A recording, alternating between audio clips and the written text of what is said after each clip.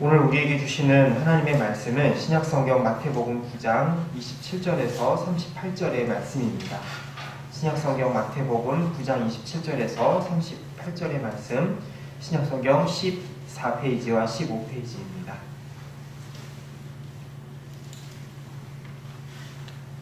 저와 여러분이 한 절씩 교독하신 후에 마지막 절은 함께 읽겠습니다.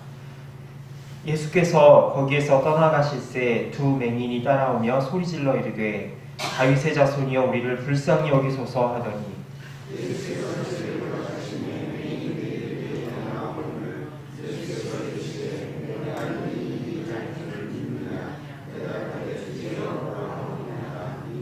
이에 예수께서 그들의 눈을 만지시며 이르시되 너희 믿음대로 되라 하시니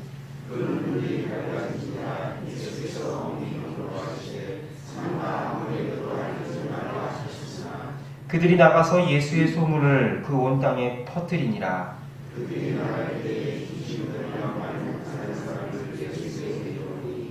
귀신이 쫓겨나고 말 못하는 사람이 많아거늘 무리가 놀랍게 여겨 이르되 이스라엘 가운데에서 이런 일을 본 적이 없다 하되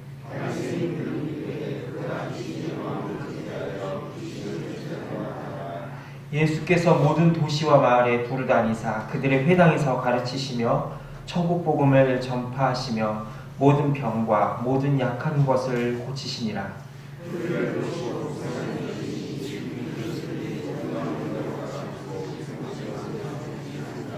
이에 제자들에게 이르시되 추수할 것은 많되 일꾼이 적으니 그러므로 추수하는 주인에게 청하여 추수할 일꾼들을 보내주소서 하라 하시니라. 아멘. 잠시 기도하겠습니다. 하나님 아버지, 하루의 시작을 주님 앞에 말씀과 기도로 나올 수 있게 하시니 감사합니다. 오늘 하루의 삶을 통하여 하나님의 뜻이 우리 가운데 이루어질 수 있도록 도와주시고 부족하고 한계와 연약함이 많은 우리의 삶 가운데도 하나님의 일하심이 끊이지 않는다는 것을 확인하는 귀한 시간 되게 하여 주시옵소서.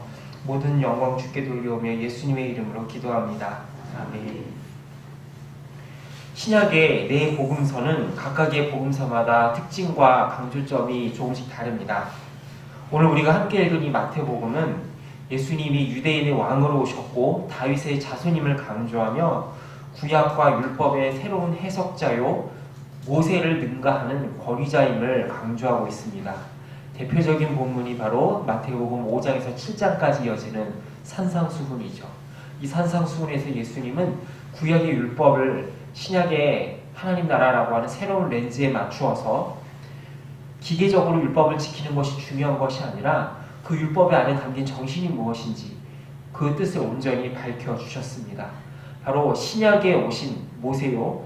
그 모세를 더 능가하는 그 율법 자체이심을 주님은 보여주셨죠. 이러한 예수님의 말씀의 능력은 단지 설교와 가르침에서 끝나지 않았습니다. 예수님의 말씀은 결코 인간 선생의 어떤 듣기 좋은 교훈이나 철학자들의 담론에 그치는 것이 아니라 생명을 살리고 영혼을 건지는 그 능력 자체임을 보여주셨습니다. 그것을 어떻게 보여주셨을까요? 바로 5장부터 7장까지 이어지는 설교 후에 계속해서 이어지는 그 예수님의 치유의 행전을 통하여서 예수님이 단순히 말로만 사람들을 가르치는 분이 아니라 실질적으로 우리를 회복시키는 능력의 하나님이시다라는 사실을 메시아요 다윗의 자손임을 보여주셨습니다. 오늘 본문도 보면 예수님이 한 관리의 딸을 고쳐주시고 길을 떠나십니다. 이 관리를 요한복음에서는 회당장 야이로의 딸이라고도 보여주고 있는데요. 예수님이 이렇게 한 관리의 딸을 고쳐주시고 길을 떠나는데 두 맹인이 앞을 보지 못하는 두 맹인이 예수님을 따라오며 우리를 불쌍히 여겨달라고 부르짖고 있습니다. 이 맹인들이 예수님을 따라오면서 나를 불쌍히 여겨달라고 외쳤던 것은 무엇 때문이었을까요? 당연히 자신의 눈을 고쳐달라는 부르짖음이었던 것이죠. 여기서 맹인들이 예수님께 했던 중요한 표현이 있습니다. 그것은 바로 다윗의 자손이여 우리를 불쌍히 여기소서라고 하는 표현입니다. 여기서 이 다윗의 자손이라고 하는 표현은 이스라엘을 회복하러 오실 메시아를 의미합니다. 그러니까 이 맹인들이 예수님을 가리켜서 다윗의 자손이여 라고 부르짖었다는 것은 바로 예수님 당신이 바로 이 땅에 임하실 인자요, 사람의 아들이요, 다윗의 자손인 메시아 구세주이십니다라는 신앙 고백을 예수님께 했던 것입니다. 그러자 예수님은 그들을 불러서 이렇게 묻습니다.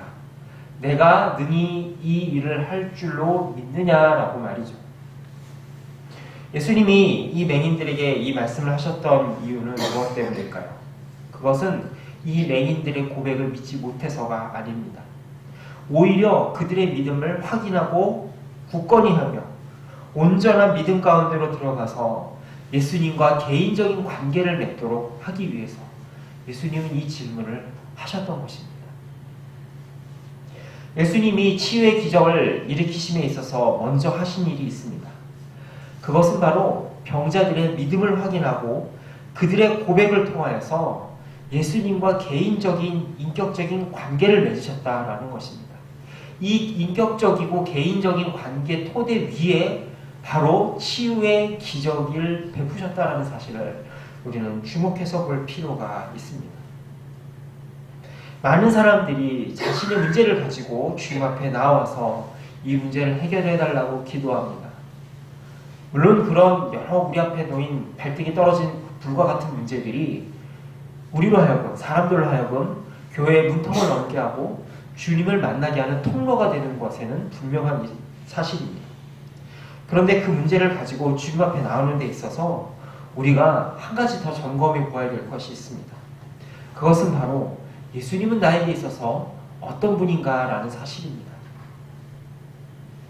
바로 예수님이 이 맹인들을 향하여서 내가 능히 이 일을 할 줄을 믿느냐, 너희는 나를 누구라고 생각하느냐라고 물으셨던 것처럼 주님은 어떠한 이벤트를 하기 앞서서 주님과 나와의 개인적인 관계를 맺기 원한다는 사실을 우리는 알아야 될 것입니다. 많은 사람들이 예수님으로부터 치유를 받고 그분으로부터 은혜를 입었습니다. 굶주린 사람들은 그분으로부터 양식을 얻어먹었고 외로운 사람들은 그들 예수님으로부터 따뜻한 사랑의 온기를 느꼈습니다. 그런데 정작 예수님이 빌라도 법정에 서서 삶과 죽음의 울타리를 왔다 갔다 할 때 그들은 어떻게 했나요? 그렇게 예수님으로부터 수많은 은혜를 받은 수많은 사람들은 정작 예수님이 빌라도 법정에 섰을 때 예수님을 십자가에 못 박으라고 고래고래 소리 질렀습니다. 왜 그런 일이 벌어졌던 것일까요?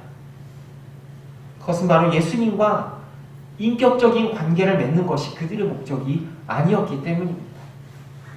그들은 마치 예수님을 동전을 넣으면 커피나 캔이 나오는 자판기처럼 예수님을 무슨 치유 자판기와 같이 생각했다는 것입니다. 내가 기도라고 하는 코인을 넣으면, 헌신이라고 하는 코인을 자판기 안에 넣으면 치유라고 하는, 축복이라고 하는 상품이 쏟아져 나오는 것처럼 예수님이 무슨 치유 자판기처럼 생각했다는 것이죠. 그러니까 그 자판기가 내 뜻대로 움직이지 않자 필요 없다라며 십자가에 못 박으라고 고래고래 소리 질렀다라는 것입니다. 표면적인 문제를 고치는 것보다 발등에 떨어진 문제를 해결하는 것보다 더 중요한 것, 그것은 바로 하나님과의 관계를 회복하는 것입니다.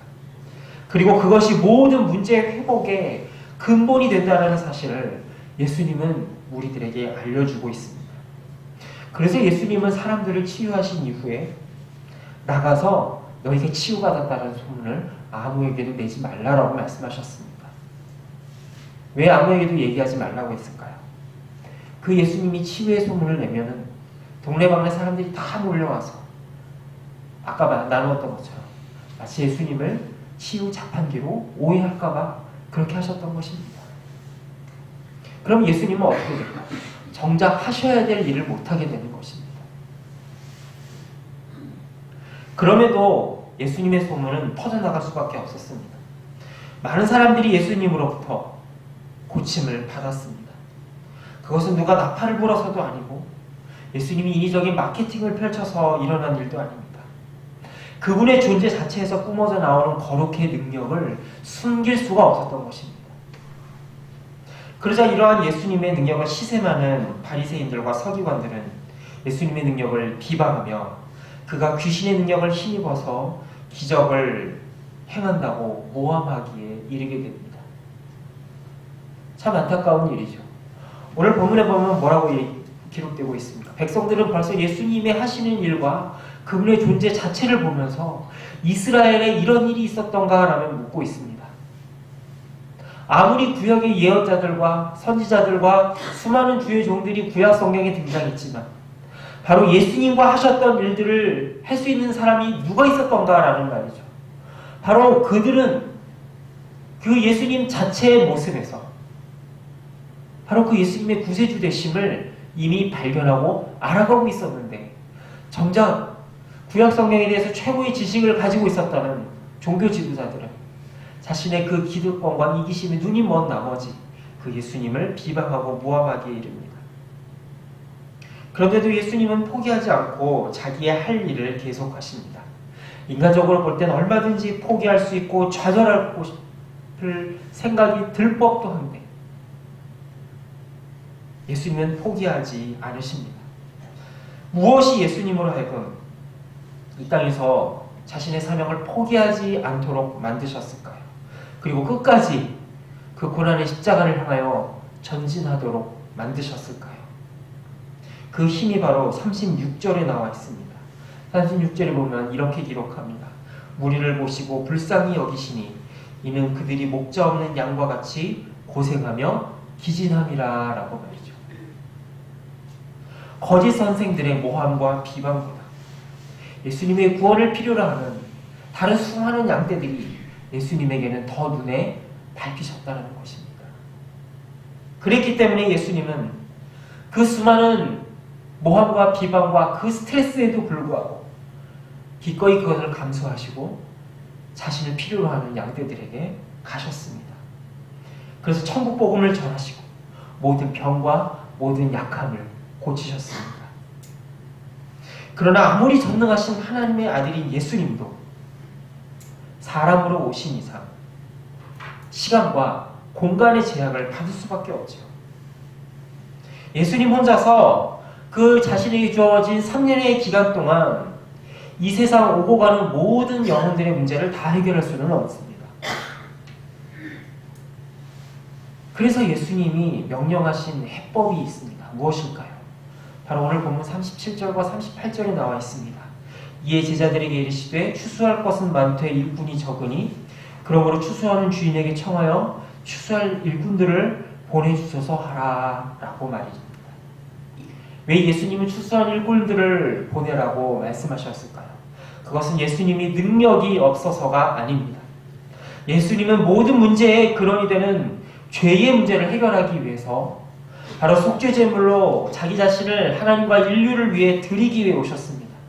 그리고 예수님이 이 땅에서 3년 동안 보여주신 그 모든 치유와 복음 전파의 모든 사역, 가르침의 모든 사역은 장차 이 땅에 임할 하나님 나라의 회복이 얼마나 영광스럽고 기쁘고 아름다운 것인지를 보여주기 위한 예고편이었다라는 것이죠. 우리가 영화의 본편을 사용하기 이전에 무엇을 보여줍니까? 영화의 짤막짤막한 하이라이트를 찝어서 예고편을 보여주죠. 바로 복음서에 기록된 이 수많은 본편들은 장차 예수님께서 이 땅에 영광스럽게 다시 오실 때에 그 완벽하게 이루어질 회복과 치유가 얼마나 기쁘고 완벽한 것인지를 스티커스로 보여주는 예고편이었다는 것입니다.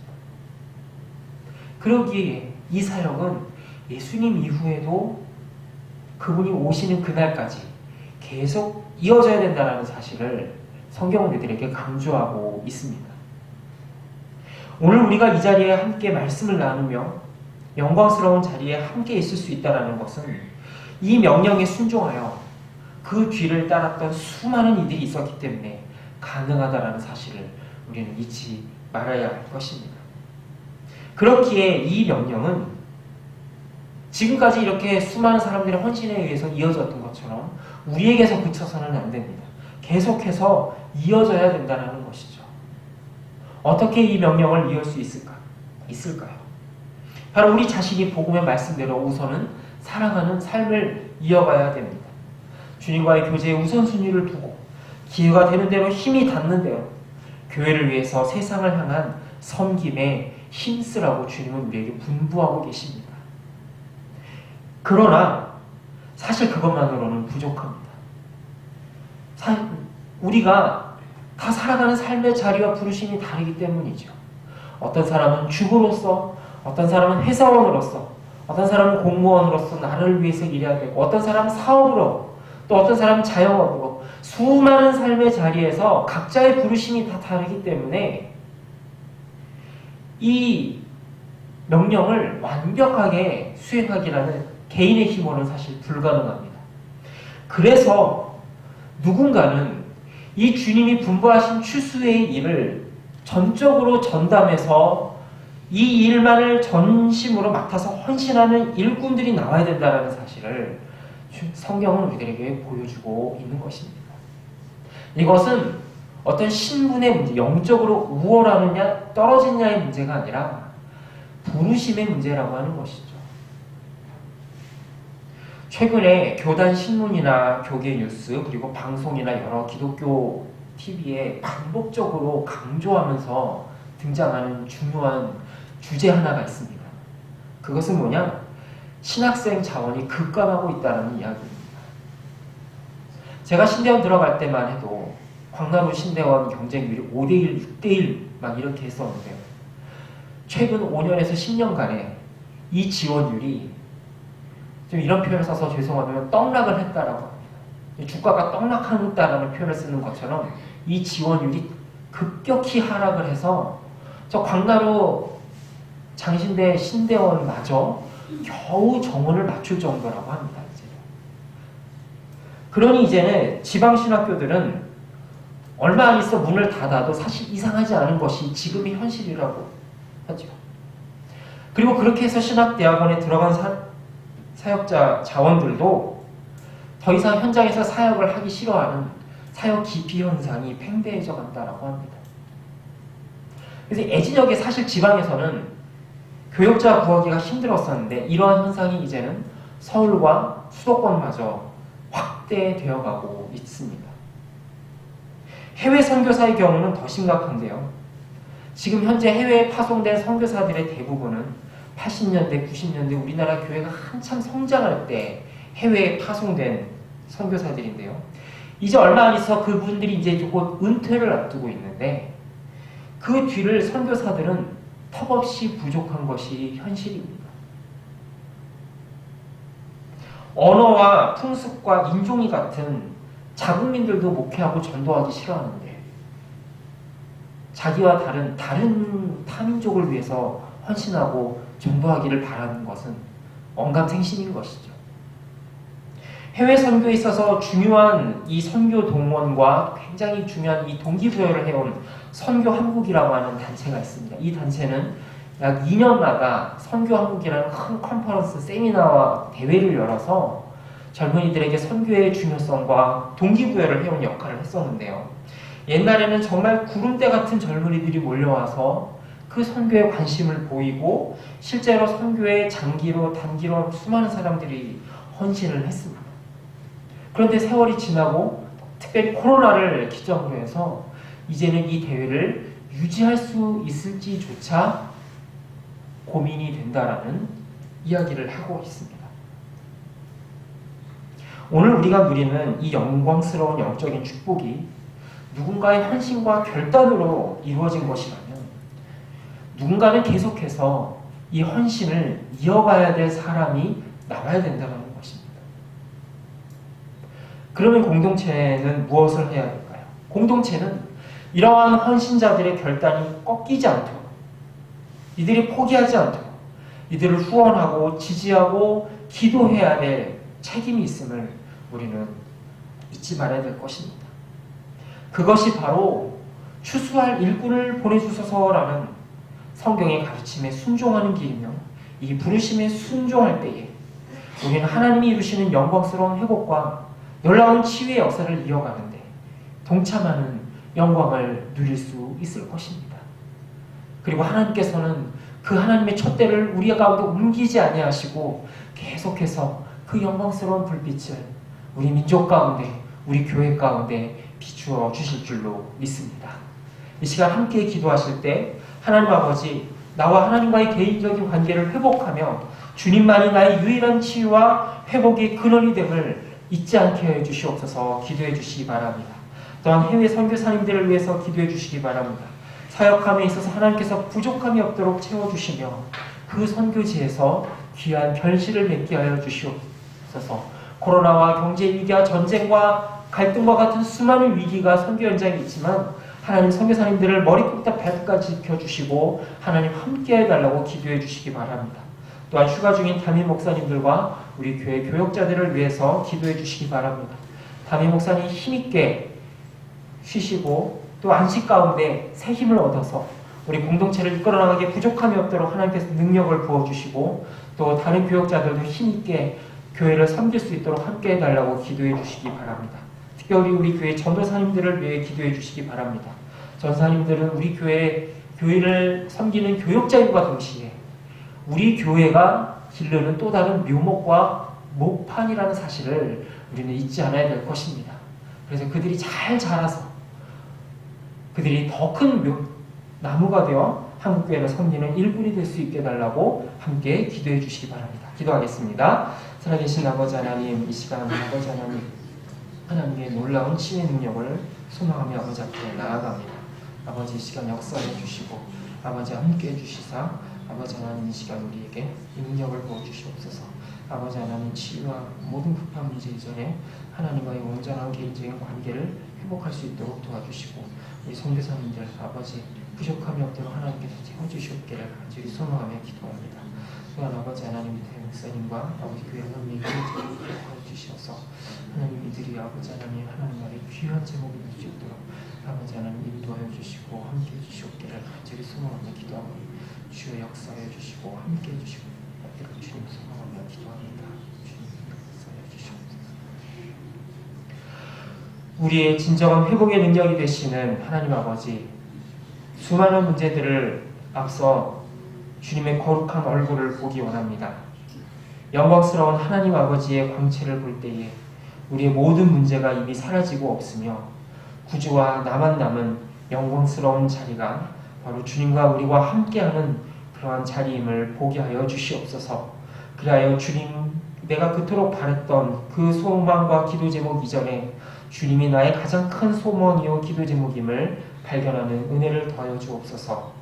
추수한 일꾼을 부르시는 주님, 주의 복음을 들고 나가 선교사님들을 지켜주시고 그들의 사역 가운데 복 주셔서 하나님의 능력으로 세상이 감당하지 못하는 놀라운 추수의 사역들을 감당할 수 있도록 인도하여 주옵소서.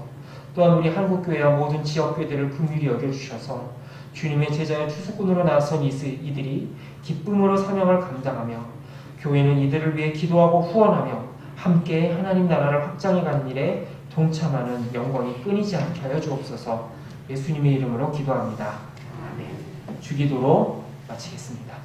하늘에 계신 우리 아버지, 아버지의 이름을 거룩하게 하시며 아버지의 나라가 오게 하시며 아버지의 뜻이 하늘에서와 같이 땅에서도 이루어지게 하소서. 오늘 우리에게 일용할 양식을 주시고 우리가 우리에게 잘못한 사람을 용서하여 준 것 같이 우리 죄를 용서하여 주시고 우리를 시험에 빠지지 않게 하시고 악에서 구하소서. 나라와 권능과 영광이 영원히 아버지의 것입니다. 아멘.